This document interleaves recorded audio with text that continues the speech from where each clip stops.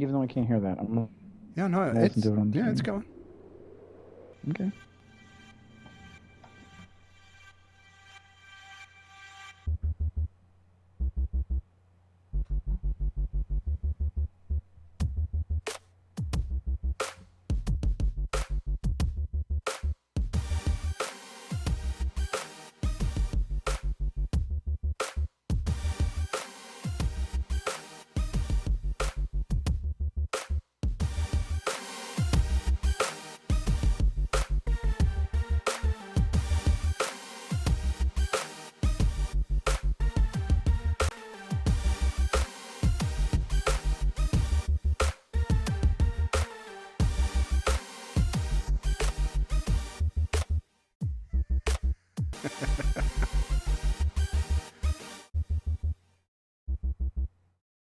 And we are live, and we're only 8 minutes late as of right That's now.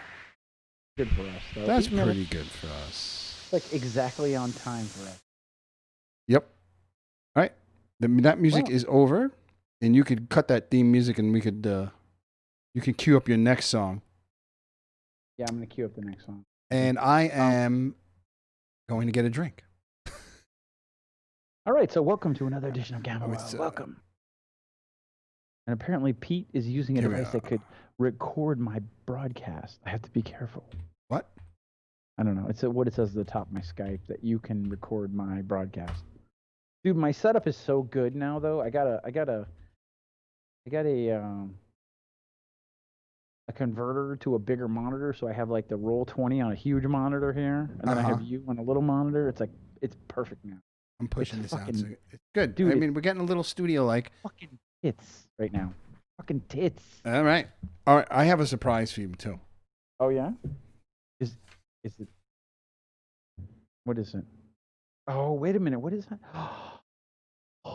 Wait. Wrong camera. I have to show it to you. Your camera is separate from theirs. So, why? I don't like that. I don't like it either, but I don't have I don't know how to do. It's a D20, a modern printed It's a D20 modern character sheet. So proud of you. I bought the manual.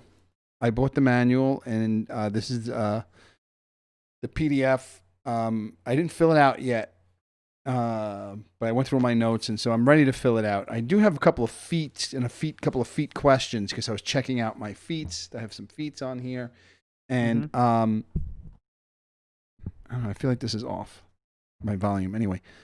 And I have a lot of noise. I haven't locked down. I just wanted to get on time. And but I had some questions. And I also bought a Gamma World book, which is on its way. I'm a little excited to read it. It's second edition though. Okay. So wait, wrong mouse. I want to bring up the chat room, because the chat room isn't up for some reason. And oh yeah, I want to bring that up. I think I'm going to bring that up on my iPad. And I haven't even shared the. Hang on a second, guys. Sorry. I think I'm apologizing. No, we shouldn't. There's zero fucking apologizing. Docs. Stop with the fucking docs. Chat. Here it is.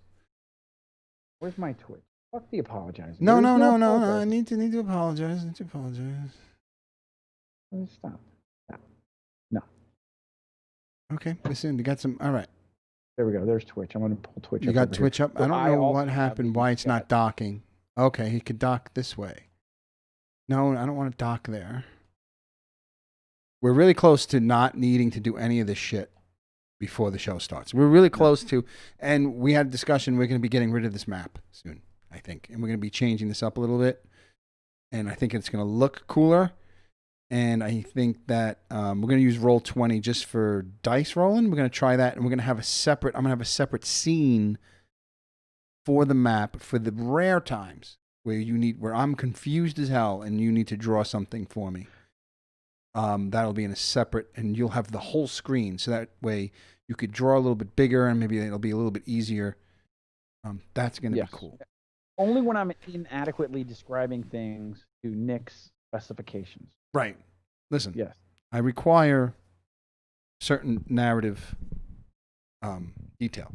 Elements. That's fine. It's fair, dude. It's fair. You tell me what you need, and I'll give you what you need. I mean, you just don't. You're ever since you had a The overpass highway. being an The elevated overpass. highway and calling it an overpass, I realized that we were kind of screwed and you needed a map drawing tool. I was mentally stuck with the elevated highway / overpass. Yeah, I was. Yeah. So can I go get something? Go ahead. I'm gonna talk about what occurred between the two episodes, and just. Oh yeah, that's a good idea. G Mark is here. G Mark, our oldest fan officially. He could be our youngest though. No, well, I mean in like tenure, not like necessarily in age. Not in age. But he is our age, I think. Is he? I think he did say that. Yeah. He has a nice house. I know he has a nice house. We saw his house on Discord. Ceilings. Very lovely. No, it's lovely. It's a lovely home. His wife is really into Judge Judy. Yes. Which listen, don't talk about our fans' wives, please. No, I'm not. I'll be right back. Just try not to ruin our relationships. Mark is exactly the same age as mine. So, anyways, go get your view. Yeah, I'm gonna go get something. Hey, Mark. Hey, what's up? I'm not saying his age. Well, he did it in the chat room, but that doesn't mean he wants it on the podcast. They just don't. Yep. All right, a lady tells her age. Who? I'm not gonna rat him out. Okay. Anyway, all right, and I gotta get my reading glasses anyway, so I'll be right back. Those are my only two mistakes: is I forgot my drink and my reading glasses. You know, I think I'm gonna go to the bathroom too, so that way I don't have to. And I'm just very excited that I finally have a sheet, and I have the full rule book, and I have a Gamma World 2E. I forgot which one I have coming. We're playing fifth. Actual paperback, and it looks like it's old. It was really old. Well, John Donne. Okay. Be right back. Goal. So, anyways, no fake peas. Yeah. So, to take a couple minutes to thank G Mark. He hosted a watch along, even though that was just the two of us, which was still fun. We watched The Last Man on Earth, which I had never seen before, and I really had a great time hanging out. And we kind of tooled on the movie. It's an old Vincent Price movie, but it was still very good and very well done, clearly. And it was a good time. And I think we might do that after the show today or something. If not today, we'll do it in a week. Next Friday, we'll do a watch along. Anyone that's interested. It was fun, Mark. I had a good time hanging, dude. I just want to hang with you. I don't even care if anybody else comes. We'll just hang and watch. I get nobody to watch those movies with, so I'm having a good time, dude. Let's do it.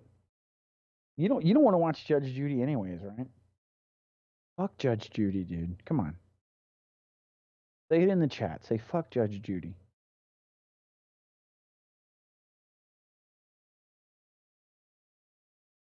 I hope you have a headset, dude. I'm gonna get you in trouble with the Judge Judy stuff. I swear it's gonna be a problem. And I'll pay for the Ultimate Warrior if you have Prime. I'll pay for the Ultimate Warrior because I want to watch that. Because I was watching a preview and I'm like, fuck, movie. It's like the. Yes, Mark, I'm down, dude. I'm so down. I don't even care if anybody else comes. Let's do it. I mean, I thought the Ultimate Warrior was a lot like it was like the Road Warrior before the Road Warrior. I felt like Yul Brynner was like, that's totally who he was copying. Good. I'm glad you're on the headset, dude. I want to call you out, dude. I don't want to get anybody in trouble. But it was a good time. I've been drinking for a while tonight, so it's going to be a good episode. A lot of IPAs, very, very high alcohol content, IBUs. So I hope everybody's doing it too. So. It does. It's Yul Brynner. God. I was noticing that Mel Gibson, the first Mad Max, is actually on Netflix next month for the first time, which I haven't watched in a while, and it's a little bit slow. And I think The Road Warrior is like the quintessential apocalyptic movie, really, when you think about it. And You know, but I'm interested in all these other things, you know, dude. And I totally want to watch Escape from New York. I haven't watched that in years with a group of people that like can really appreciate Snake Plissken and that character. He's such a role playing, like I just view him as like, and I know it sounds weird. I always thought Snake Plissken is like somebody's character that they created that they were like, fuck, I'm gonna make a movie about him because he has that air about him. Yes, yes. Mad Max was when everything was falling apart at first, and you were like, you know, it was like definitely, it was slow, but you kind of get that. I don't know. I think that's good. Sometimes it's good to jump in the middle of it and say you're in the middle of shit going on, and sometimes it's good to watch things kind of decline. I was with my family since we've been in lockdown. You know, we're pretty good at we're like professional social distancers anyways. We just hang amongst ourselves and have a good time. And we watched all the Marvel movies, we watched all the Star Wars movies. Then we just watched all the Batman movies and I watched Dark Knight Rises. And the thing I realized is like halfway through Dark Knight Rises, it kind of turns into Escape from New York.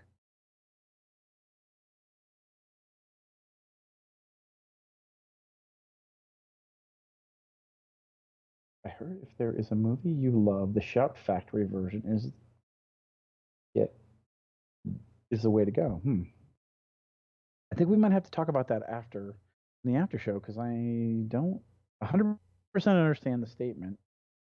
I heard that if there's a movie you love, the Shout Factory version, it is the way to go. I think you could verbally explain that better because I'm confused as shit, and it could be because I'm kind of buzzed, and that's only going to get worse. It's been that kind of week. Let's talk about that, dude. Because you know the one thing I love about you and Joe are your tastes in movies. Yes, please, Mark. It'll be easier, way easier. Fucking the chat sucks.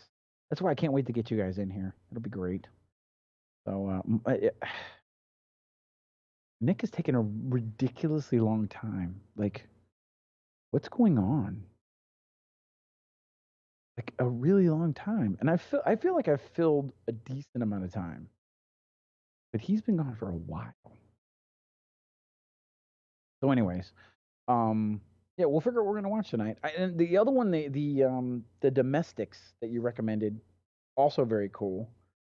Shit, I want to check that out. And I found a couple others that I marked in my inbox. So I think we got shit to watch and shit to do. So I think we're gonna be busy if you're down. And I'm very flexible, even if you know Nick's a pretty busy guy and he travels to the city. So, but I got a lot of free time. So I'm down, always down. Yeah, and you know what? We'll set up a period of time where you and I will just maybe we'll collaborate on the Discord about your character too, because I want to I want you to have some freedoms to dictate what you want your character to be. So I think we can. I don't want to leave it to chance. So I want to give you some options. So we can talk through some things. And no, totally. And I talked to Nick too. So I think it's the more people the better. And I think he feels the more people the better. So we're gonna add Joe and then we're gonna add you. And I think that's gonna be pretty awesome.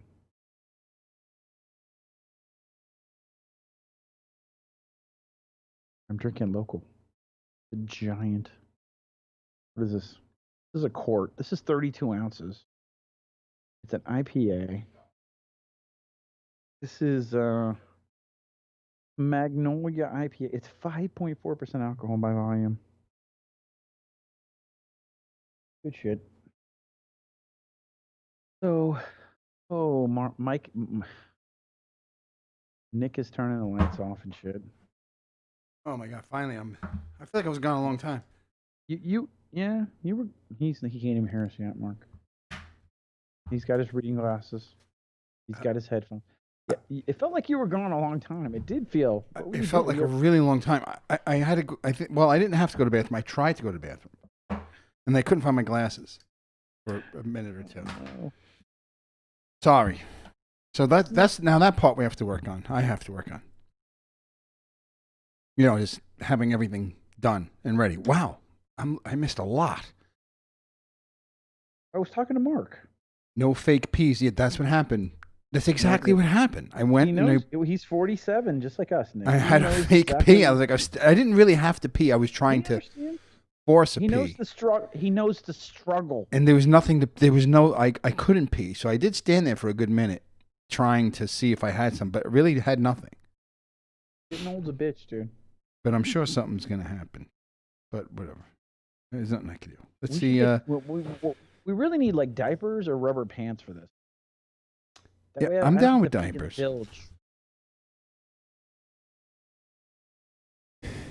Jesus. 30 hit points. All right.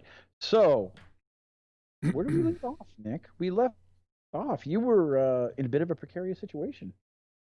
Yeah, we left off. I was face down in on the side of the road. On the side of the road. A bomb had recently exploded, or something blew up. Let's go over that. So you attacked the second farm, and you were able to liberate the, with the help of the individuals that you liberated from the first farm, you were able to liberate the second farm. Right.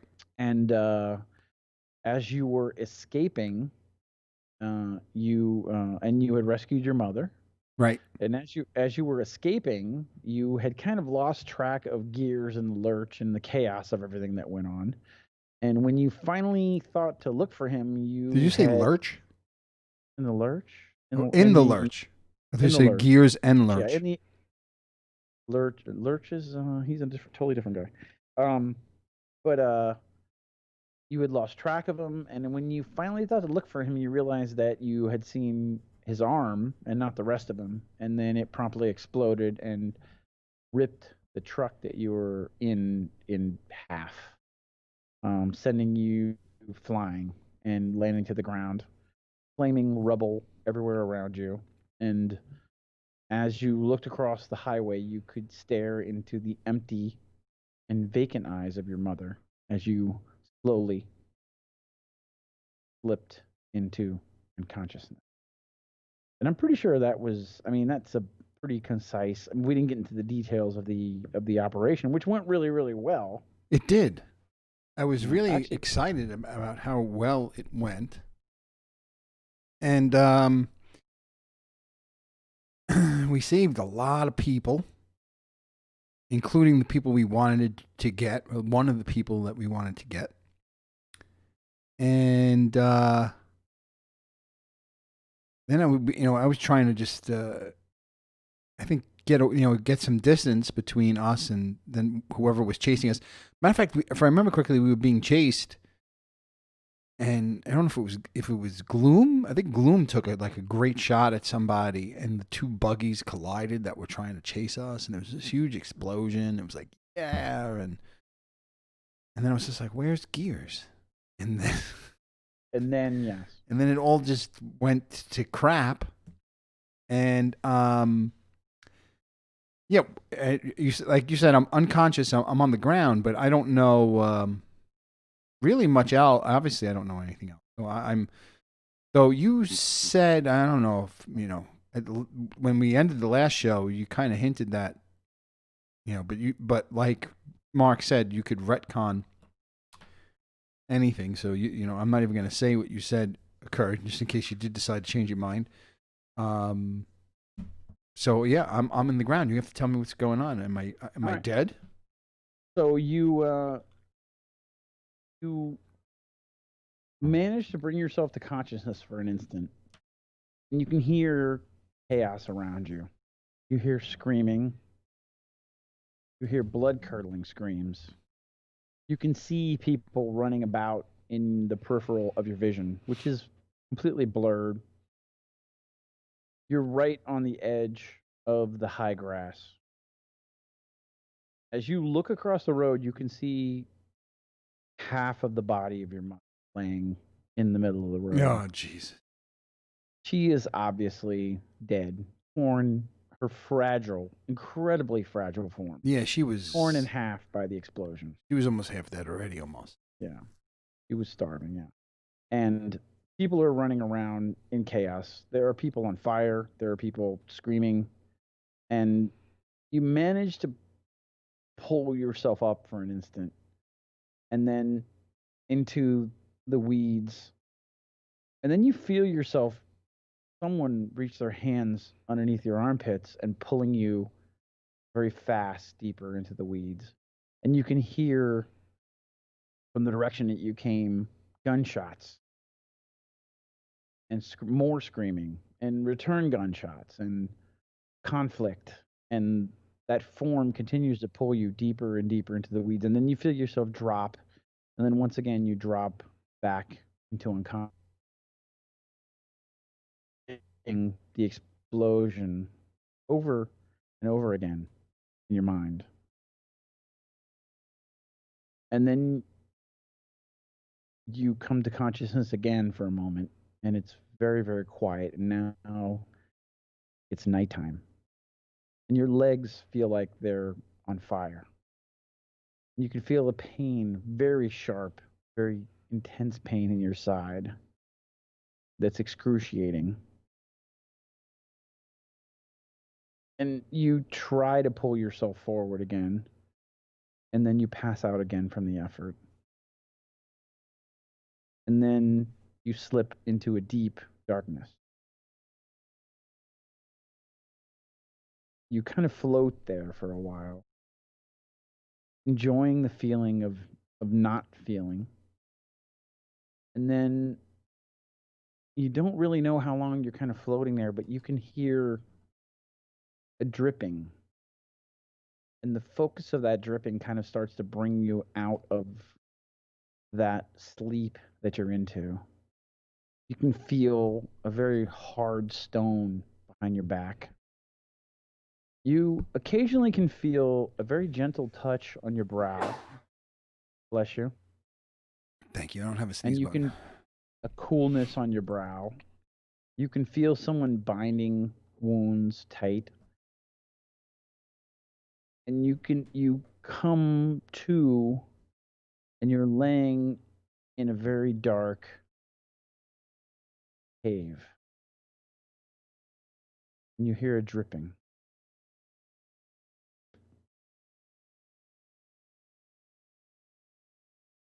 And it's very moist and very cool. Oh no, I don't like being in caves out here. Am I conscious? I'm just bare. Am I? How conscious am I? Like I'm looking. Can I look around? You start to bring yourself to conscious, and you can turn your head. But when you turn your head, you feel a very sharp pain in your right side, probably about halfway up your right side, and your legs feel like they're on fire. Okay. So first I try to turn my head as far to the right as I can and see what I see there. Okay, and you look across the way, and what you see is a banded iron wall. I don't want to say it's like bars; it's more like bands of iron made into some like a cage of some sort. But the door is wide open, and you can see a light coming through the other room with a desk and a chair. A And you can band, see a bands of iron. Yeah, like bands of iron. So not like bars, but more like strips of iron. Flat strips of iron. Yep. And they're attached to the walls? Yep, attached to the wall. But there's a door, and the door is open, and you can see the light coming in through the door. And you see a desk and a form sitting at the desk. Okay, I turn my head the other way. What do I see the other side? Just a wall. Just the wall of a cave. You can see like water dripping down the wall even. And you're laying on a very thin strip of material that's on a flat stone slab. I look down at like my feet and my legs. What do I see? That my legs. You said they feel like they're on fire. What do I see at my legs? I want to check Your myself out. legs are pretty heavily bandaged in several areas. And you can also see bandages around your midsection, and all of them are kind of oozing blood to some degree. Okay. I feel around on my waist. Do I feel my charge pistol, my vibroblade, or my knife? Do I feel my backpack? No, you have nothing on you. You're wearing very thin clothing, almost like a set of pajamas.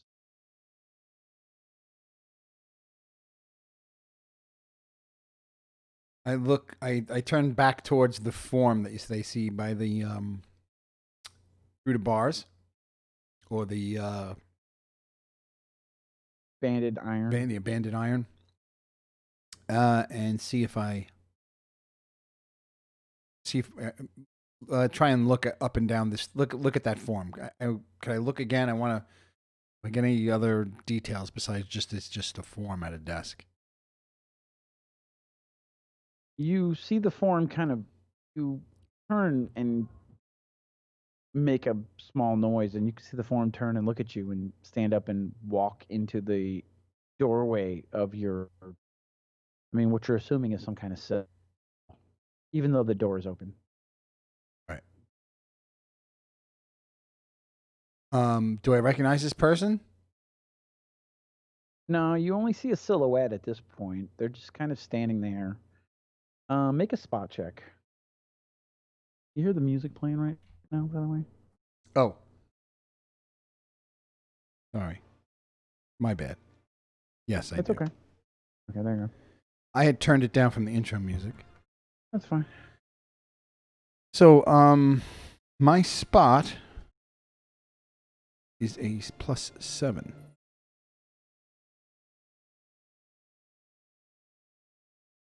All right. It looks like a shorter female form. Just from the hair and the body, you can tell from the silhouette behind it that it's a female form. I rolled a 26, folks. Yep. I see it. Yep. No, understand. Podcast. We still have a podcast. You're right. Podcast. So you can tell it's a female form. Okay. Female form.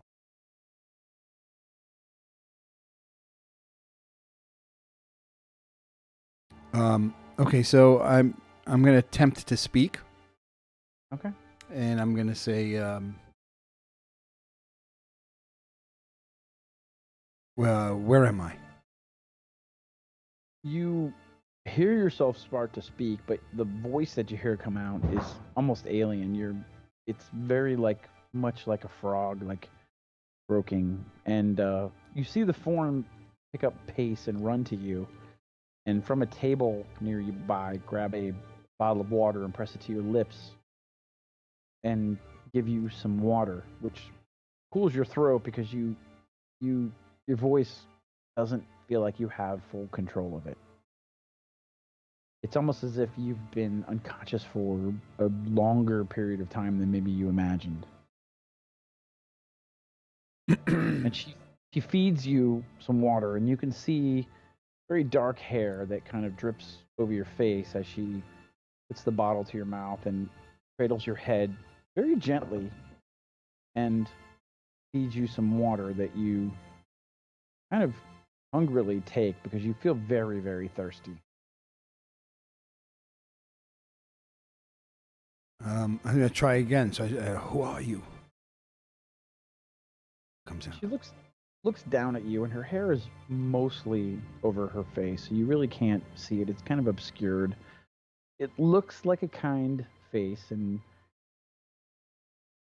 make another spot check for me. Or actually, make a sense motive. Do you have sense motive? You don't, do you? No.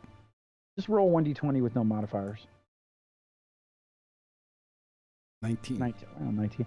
You feel a wave come over your body, almost like a wave of concern for you. Like you feel, without really having her say anything to you, you feel that she's very concerned for you.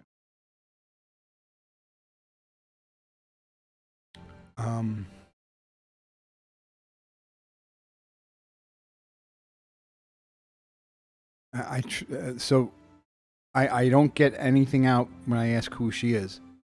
But you say, who are you? In like a very croaked voice, you manage to get it out. but she doesn't reply to you in any way, shape, or form.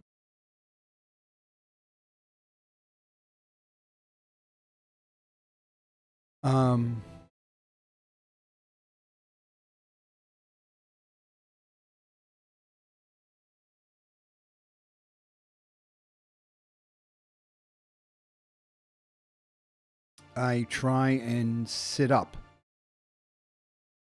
I don't know if I can, but I try and sit up. All right, you try to sit up. You get very dizzy, and you fall back on an elbow. And she reaches around underneath your arm and kind of helps you to sit up. And you feel another wave of that concern sweep over you.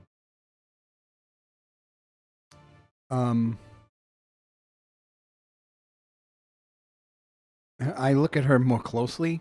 What's she wearing? She's wearing very loose fitting, maybe dark brown and red robes and loose clothing, with her hair hanging over her face.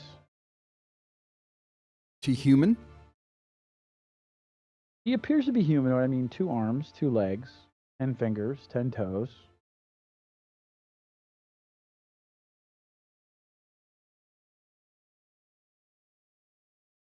She caresses your brow for a moment, and you feel slightly feverish.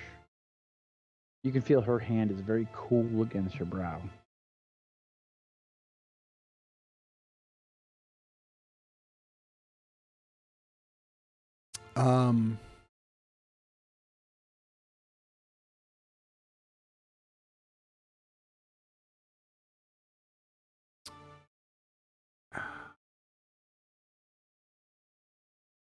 The room. Okay, so the room is just an open door. Woman is taking care of me. Seems to be. I feel like she's trying to help me. She is giving me water. I am bandaged up. This person's trying to help me, but also not answering me. But maybe I'm not making sense.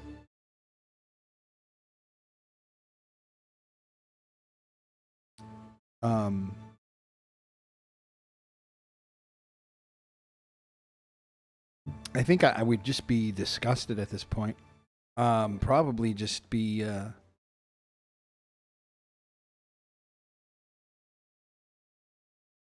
mean, I have a memory, obviously, of what happened, right? Yep. No, you have complete memory of everything that happened that we just discussed. Yeah. So I'm.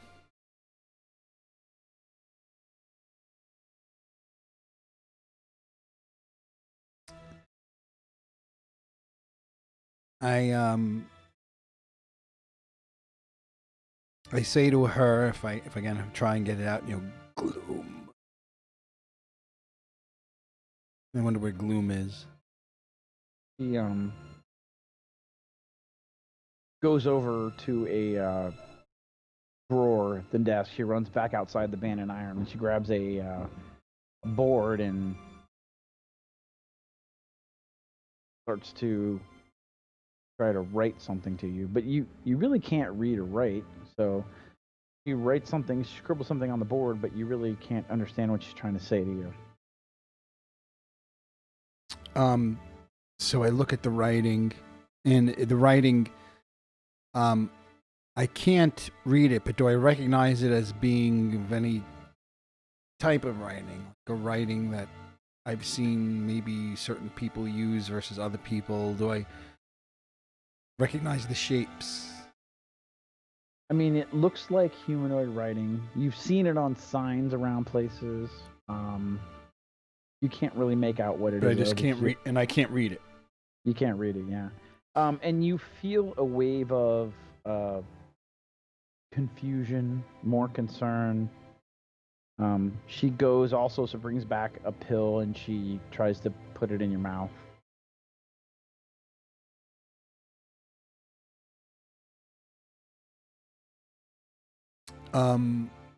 I point at the. I stop her from pushing the pill in my mouth. I point at the board and I shake my head no, trying to make her understand that I can't read what she's saying. Okay, well, she tries to push the pill into your mouth.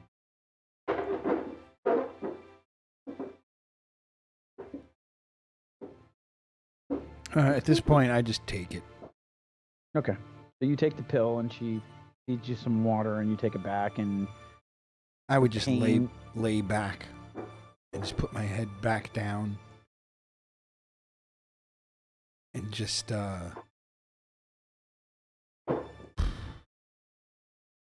almost like give up, like everything's fucked. I don't know who Gloom is. This person isn't understanding me. Everyone's probably dead. My mother's dead. The people that I tried to save are probably dead. I'm in this hole. And it's kind of like, just whatever happens, happens. I just close my eyes and accept it, kind of not even caring what the pill's going to do, if anything at all. But, yeah. So you feel the pill kind of kick in, and it kills some of the pain, and you pass out maybe a little bit more, and you open your eyes again, and you could see some sunlight coming in from somewhere, and she's standing there with a plate of food, and she kind of tries to help you up to a sitting position and push the food and a utensil in front of you. It's something between a spoon and a fork, and hand it to you, and you look at her, and for an instant you notice she's totally hiding her face, almost intentionally. She's hiding her face. It's not just that her hair is loose, it's just is she wearing a mask of some sort, or is she? No, but she's actively trying to turn her head away from you so you can't see her. And the hair is in her eyes very intentionally.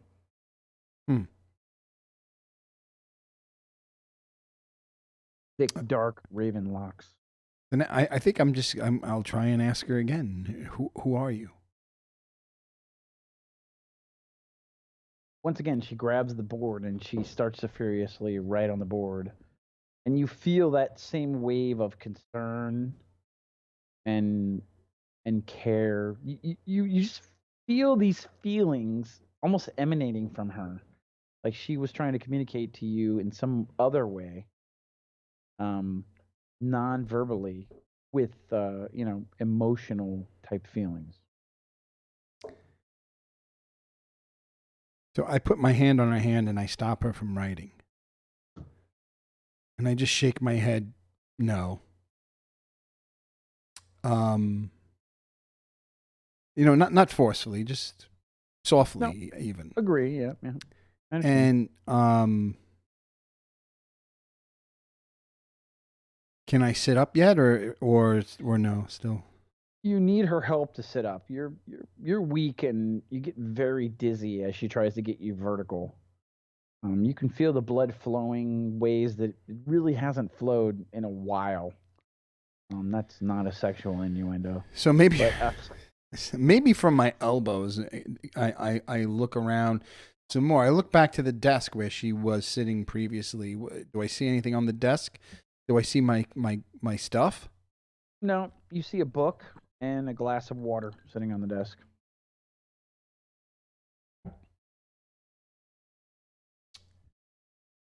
Okay.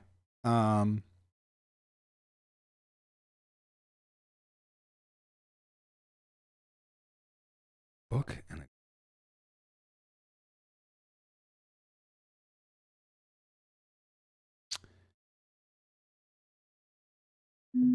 Whoa, what was that? Sorry, that was my fault.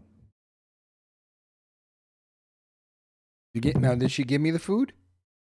Yep, she tries to take a spoonful of the food, which is some kind of gray meat and some kind of potato and an orange vegetable, and spoon it into your mouth.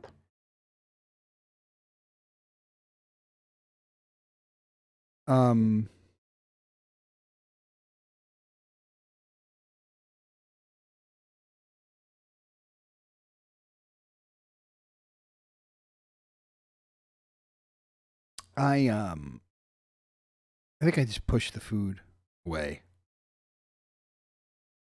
and just lay back down. I can't communicate with this person, and I can't yeah, I can't communicate with her, and I'm still um I'm still all fucking screwed up from what just happened. So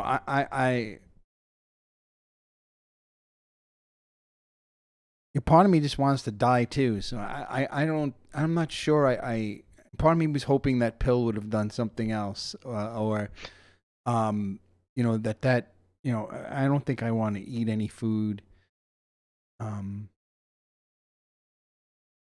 Part of me is probably thinking of gloom, and part of me is thinking of my mother. But other than those two things,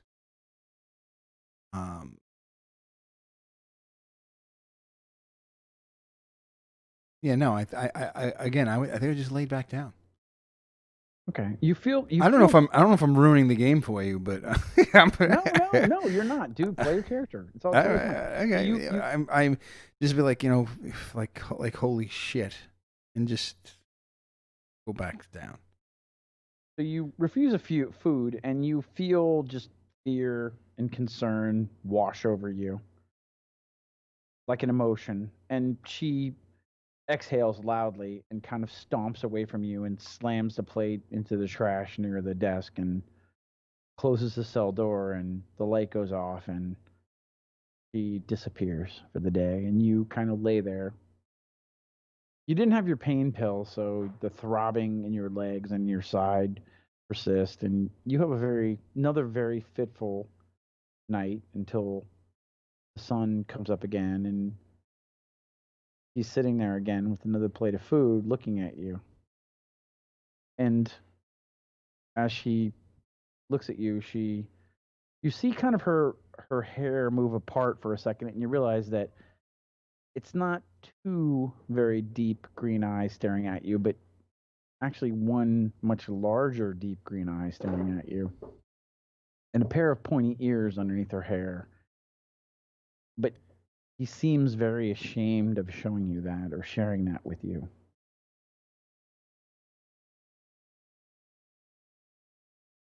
She's got pointy ears and one eye?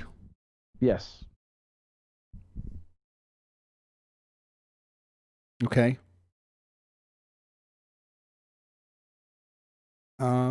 I imagine this doesn't throw me off too much. I mean, you see all sorts of weird stuff in Gamma World, right? Absolutely. This wouldn't be absolutely unusual. And you know what, as you look on her, from what you can see, she seems actually very attractive, in spite of the fact that she only has one eye. I mean, her eye, the one that she has, is actually quite beautiful in a deep sea green. Her facial features are pleasing, but she seems very reserved in her approach to people and very concerned about how people view her. Okay.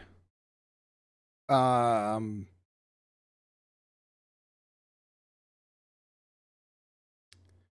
now she's just sitting there with the food?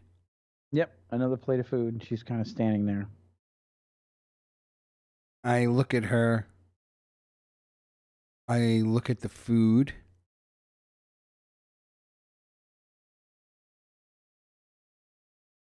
I ask her, you know, do you talk? And she shakes her head from left to right. In the negative. I can't read. She nods her head up and down. You guys are quite a pair, actually. You're the worst pair of people ever. You just can't communicate.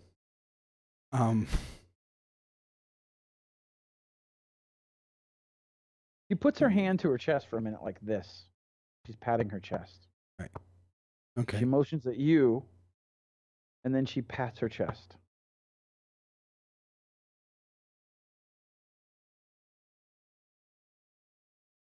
I'm up for a game of charades. Let's see. She points at me, then she pats her chest, and then she points at me again. Yep, and then she motions a plate of food at you.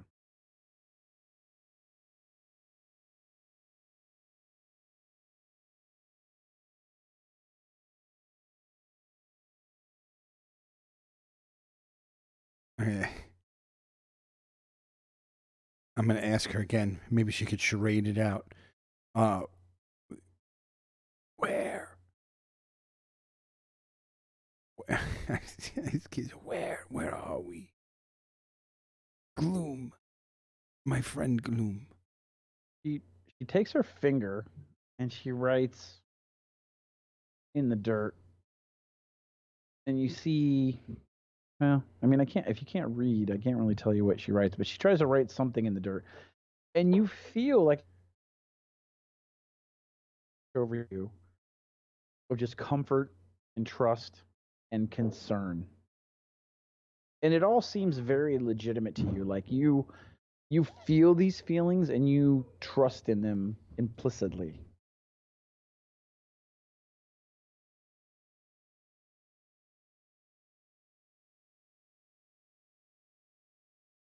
Yeah, Mark. I thought it was Elwyn that I was mistaking as a woman.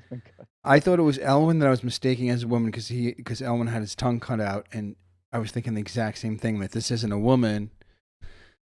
This is Elwyn and his missing tongue.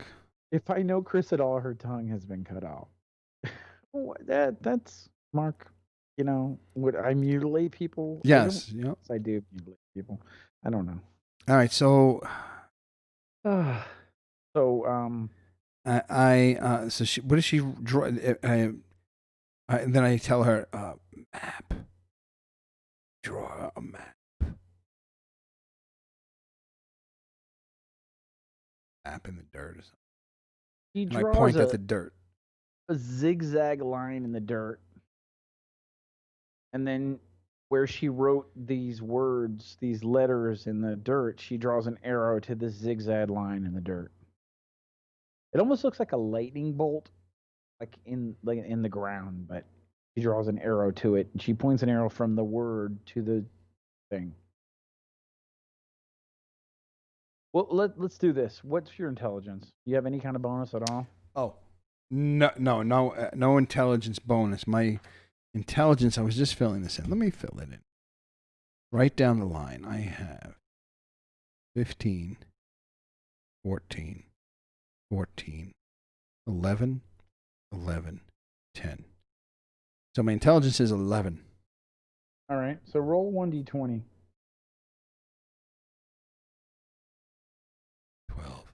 12. All right. So you recognize a few letters out of it. You recognize an S,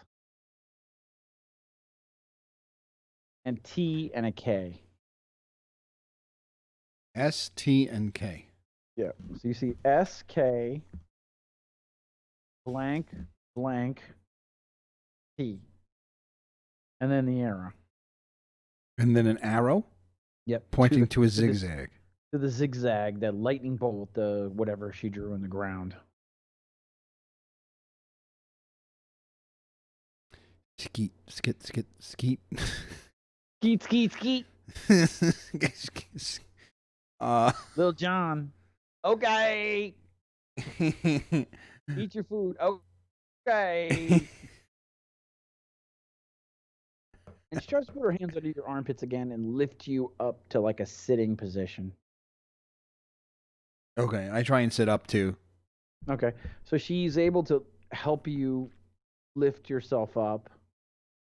You can smell her hair as it drifts in front of your nose. It has a very SKT, what the fuck nice floral scent to it, a sweet smell, and she helps you to sit up and put your back against the wall, and it smells sweet and flowery, and her hair falls over her eye again, and she helps you up and pushes the plate back at you again to eat.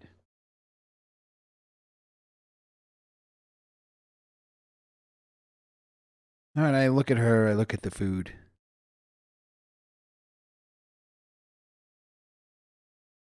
Okay. And then what? The food is like a gray meat with a gravy. Okay. And some kinds of vegetables there. There's not a lot to it. Maybe some rice on the side.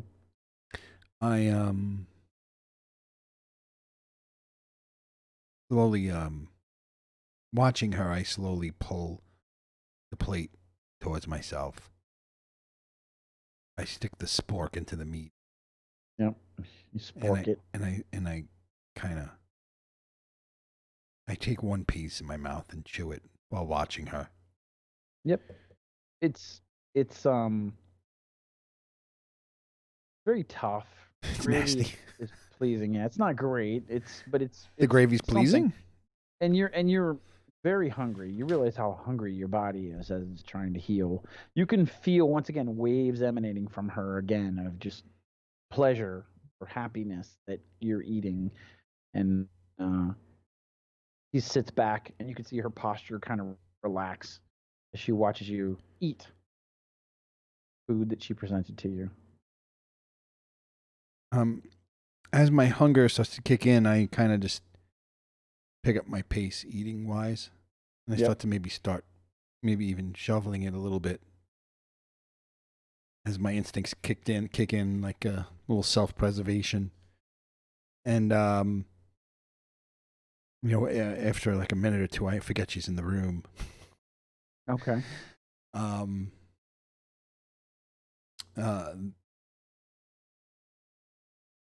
Then I'm finished with it, and I'm staring at the empty plate and almost ashamed I ate it.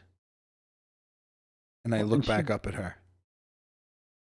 She's standing there with actually a half a loaf of bread and hands it to you again, like seeing that you're very hungry. So I point warm, at the... You can smell it. Warm bread? Fresh, yeah. Jesus Christ. Oh, man, I love bread. So I point at the bread, and then I point at her. Like, I don't know. Easy, I guess. I take the bread. All right. And it's like nothing you've ever smelled. I mean, and it's hot in your hands and soft. I eat the bread. Yeah, I mean, you scarf the bread down, and she goes back out again and comes back with another plate of food and brings it back to you again and hands it to you. When she exits, where do I see her go? She goes back through the door and disappears down the hallway and comes back again. She goes out, makes a left or a right? What does she do? You don't really see. The hallway kind of bends to the right. You don't actually see her make a left or right, but she disappears.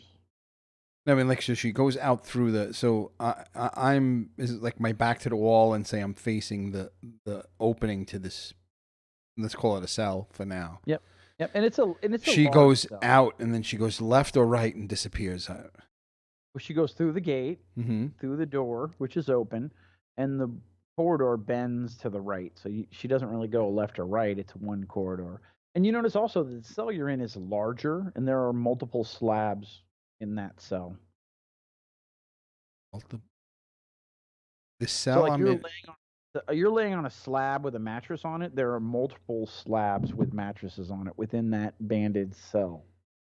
It's a large cell. Okay, I'm in a large cell. Yes. At the end of a hallway. At the end of some kind of hallway where there's only one way out. Okay. And obviously there's no one else on these other slabs. I see these slabs. This is the first time I'm noticing these slabs. Is there anyone else on the slabs? Yep. You don't see anybody else on the slabs. No, sir. You said the sunlight's coming in, so there's an opening, a window? In the ceiling, there's some kind of tunnel carved to the outside world, and you can see light coming in through two slats that come in from outside. And they don't shine directly on you. They more shine towards the doorway, or halfway to the doorway between your slab and the doorway. And how thick is this hole? Deep is this hole in the ceiling? I mean, you feel very damp. You feel very deep wherever you are. You don't know how deep, but you feel deep in the earth because you can feel the air is more stagnant and more humid, and that dripping sounds like it's coming from way farther above you. Okay, so when I look up and see the light coming through that hole,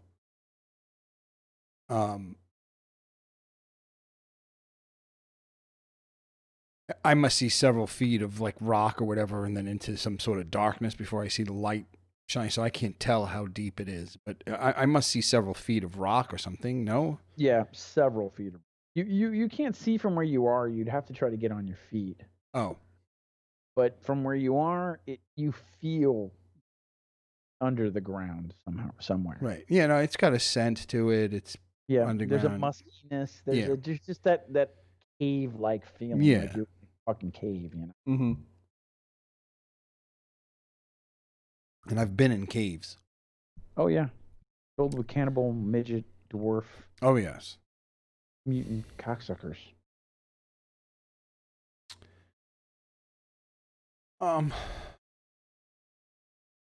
I examined. You said the door is open.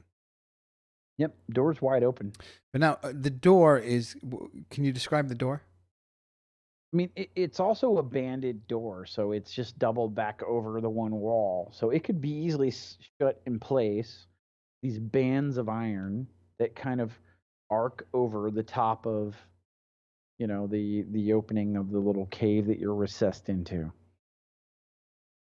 But not like bars that would be set in things. It's more like banded iron that's like attached to rock in like an arcing way away from you. Does that make sense? Descriptive enough? So it's metal. All right, they're bands instead of bars, but let's call them bars for simplicity's sake. Pretty much. They're in rock on each end. Yep. And there's hinges on a door. Yep. That opens and closes. Yep. It's also banded. Banded meaning like this belts. Think of like belts of iron run like bars like this, like around a barrel. Like banding on a barrel, but the other way. North to south in the and they're pretty thick and strong. So it's not something you could just whack your way through. It's not like you can rip a bar out that's sunk in the ground. These are things that are like mounted in some Right, way. but what's the door like? It's got to open or close. It can't be attached to the ceiling and the ground, and then it wouldn't be able to move. No, it's mounted to the middle of that banding, and it swings open and shut. It's on a hinge, and it's also more banding. It's actually easier to have a door in that kind of situation, as opposed to like iron bars sunk in the ground.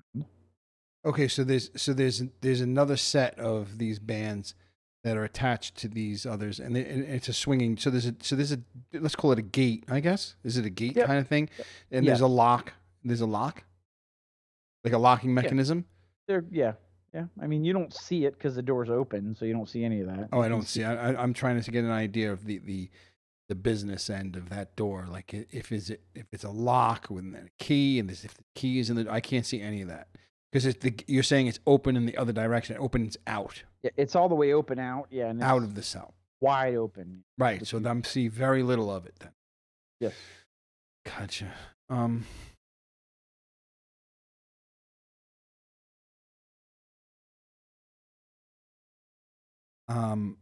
sitting up. Yes, against the wall. Against the wall.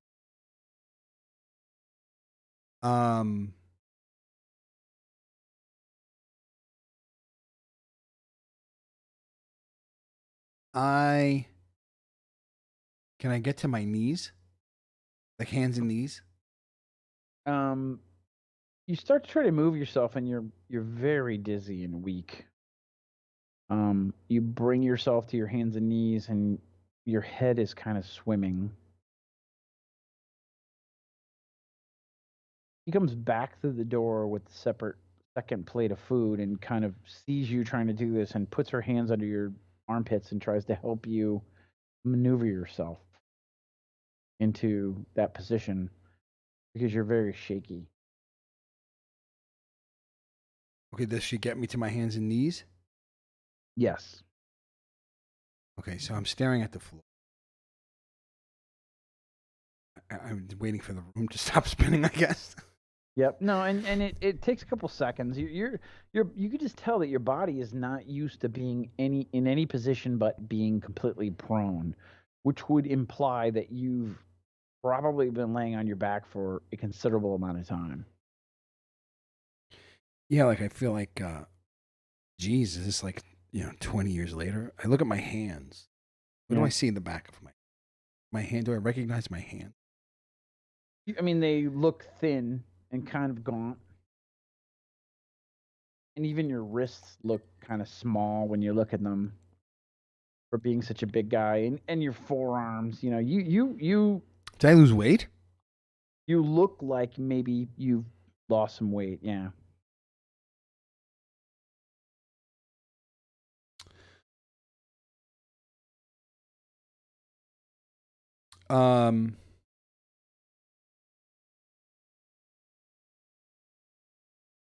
I try and raise myself to my knee.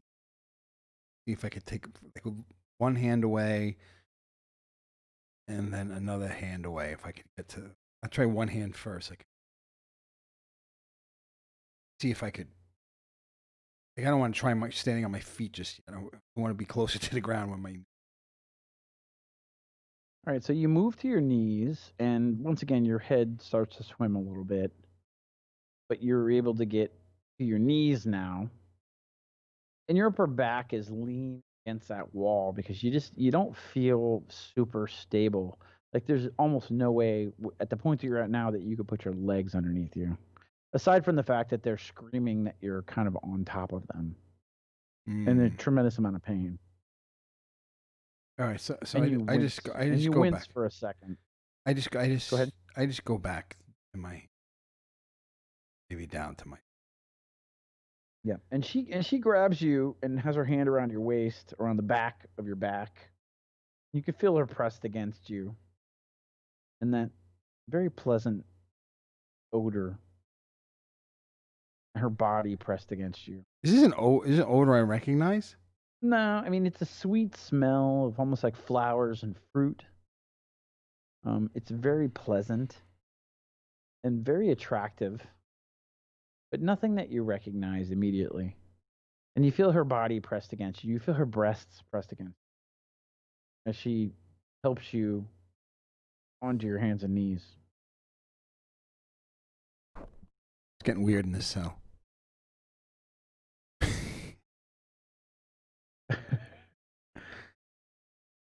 And you I mean, I just watched my mother blow up in half. I'm not exactly horny right now. Wait.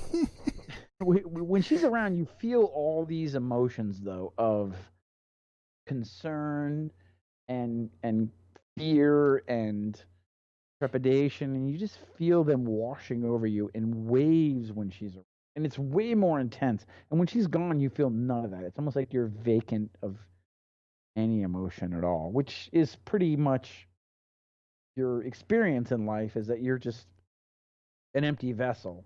So when these things wash over you, you almost don't even know how to deal with them. You're like, what the fuck is this that I'm feeling? Right. And when she's absent, there's a void of that.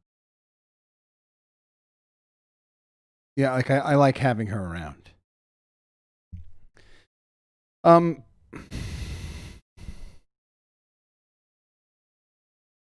Well, I mean, it definitely, you feel things that you haven't felt before, and the comfort that she brings and the concern that she brings, you haven't felt those kinds of things before.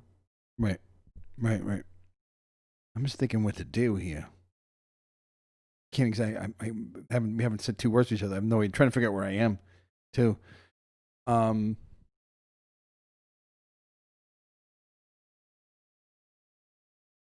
When so she comes, so she's still there, and when she hands me more food. Yes, another full plate of that food. Actually, it's a heaping plate of that food. I take. I guess. Am I still hungry? Yeah, you're starving. Like your body is starving. Or so I take the plate and I take like a couple of forkfuls, and I look at her, and then I point to the door, like almost like trying to find out if I'm a prisoner here. Like, can I leave or what's through the door, or can you take me through the door? Any way she should interpret me. I want to know what's beyond this cave I'm in. She kind of half shakes her head and puts her head down.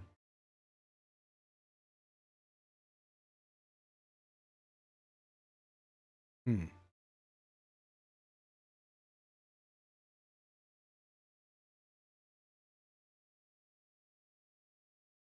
Oh, the music stopped. Sorry, I'm going to start right now again. There you go. I don't hear it. I'm not that special. I don't know why you got to set it up that way. That's on your end. It's not my fault. I need a fucking good PC. We'll take care of it.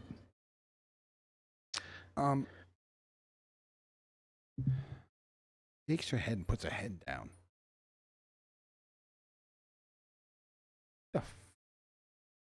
The hell's going on here, man? Mark, what's going on in this freaking room? And no, I'm not the Fabio of the post-apocalyptic wasteland anymore. I'm frail. I'm the Mr. Rogers. What am I? I don't know what I turned into. I have thin wrists. I know that. I'm a thin-wristed, non-boxing motherfucker. Thin-wristed butterfly in my stomach, emo. I don't know what I turned into. You're the Robert Smith of The Cure. Yes. I'm so sad. I do. I need to get swole. I'm trying to find. You know what it is? I'm trying to find out where the gym is in this place. It's over there. Any reputable prison has some place where I could pump some iron. I need to lift some weights. Doesn't she see this? Yeah. Definitely needs to get swole. Swole daddy.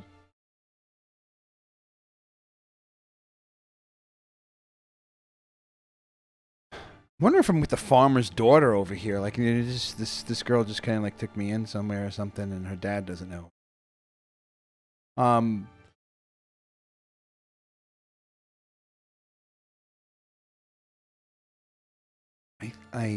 fuck. So you feel kind of like for the day you've pushed yourself about as hard as you can. That you've gotten up to your hands and knees, and that's about as good as you can do with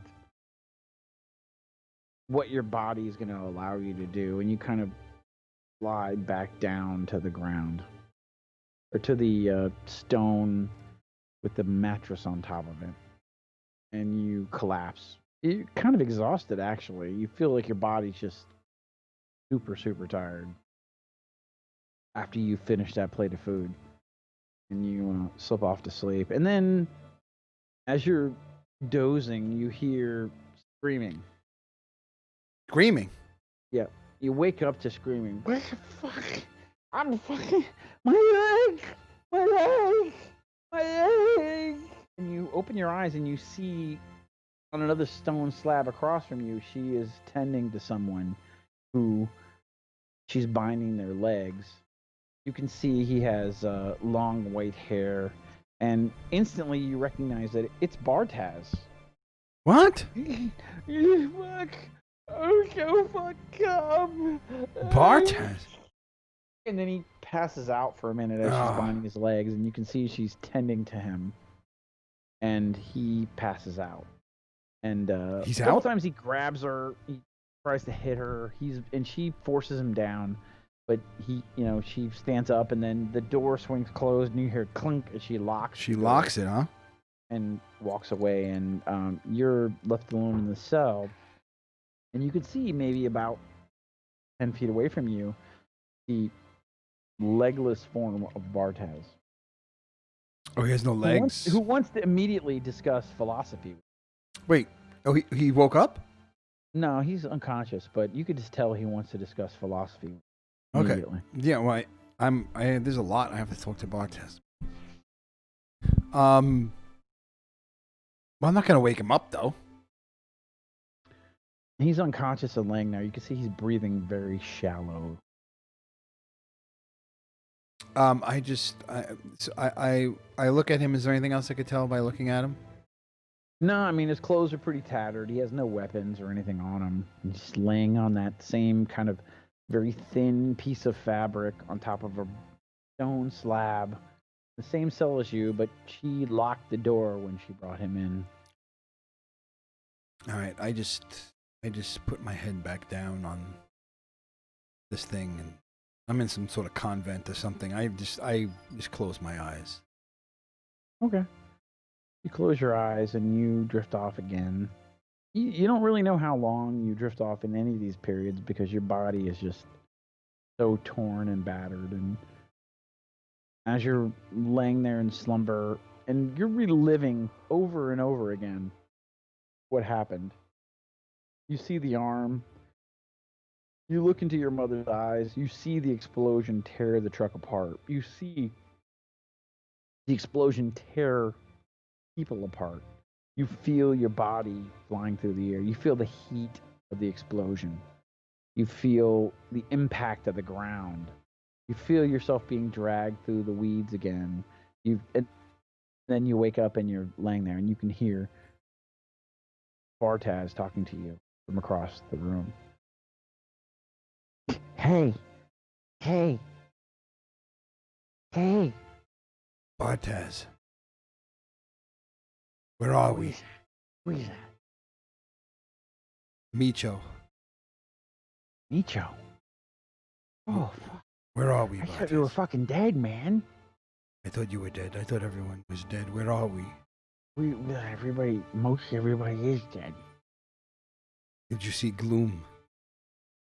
No. Who's he? The dark one. The quiet one. Oh, I didn't see that, but a lot of us died.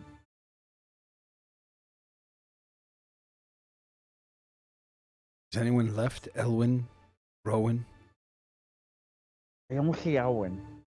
The Marauders set on us, and they killed a bunch of us. Where?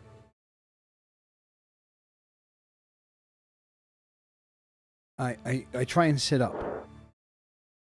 All right, so you're able to pull yourself up and put your back against the wall. That's not too much trouble.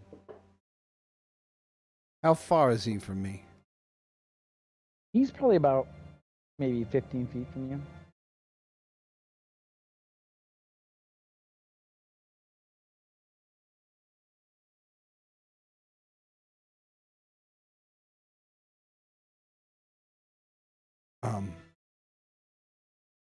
Bartaz, the truck. You were in the truck. Yeah, I was driving the fucking truck. Gears was in the truck. Well, I mean, yeah. Where did he go? How come when you got to us, he was gone from the truck? I don't know. I was driving the truck. I wasn't paying attention where that guy was. I mean, he was locked up the whole fucking time. Did you unlock him for any reason at all? No. Why would they do that? That guy's a fucking cyborg.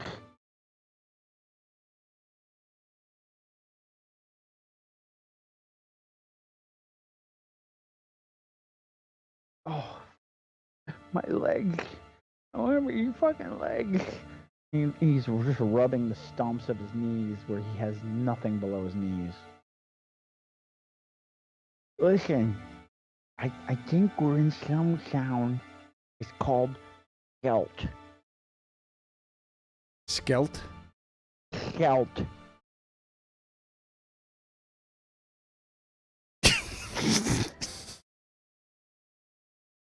Skelt. Skelt? Skelt. It's called Skelt. What's your fucking so funny?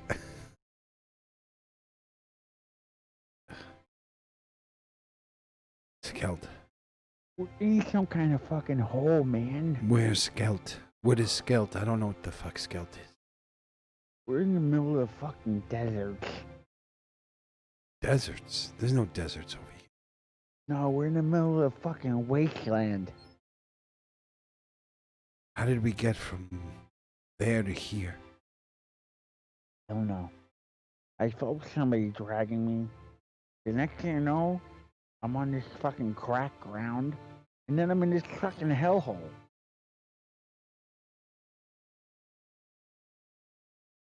You were outside? You woke up outside? Yeah, I'm fucking dying over here, man. I'm fucking dying over here.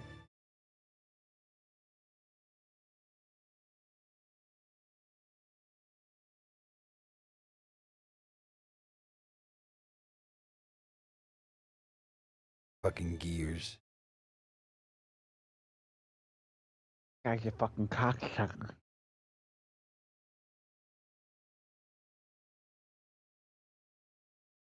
Couldn't resist. That would be funny for him to try to say. It's difficult.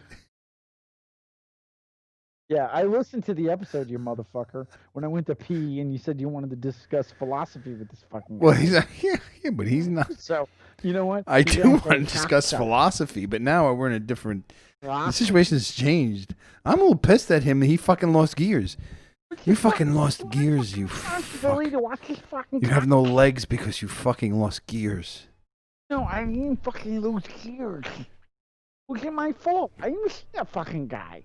The guy said, drive fucking truck. I'm driving a fucking truck. Weren't there people in the fucking back? Oh, my legs hurt. Oh, I don't have any.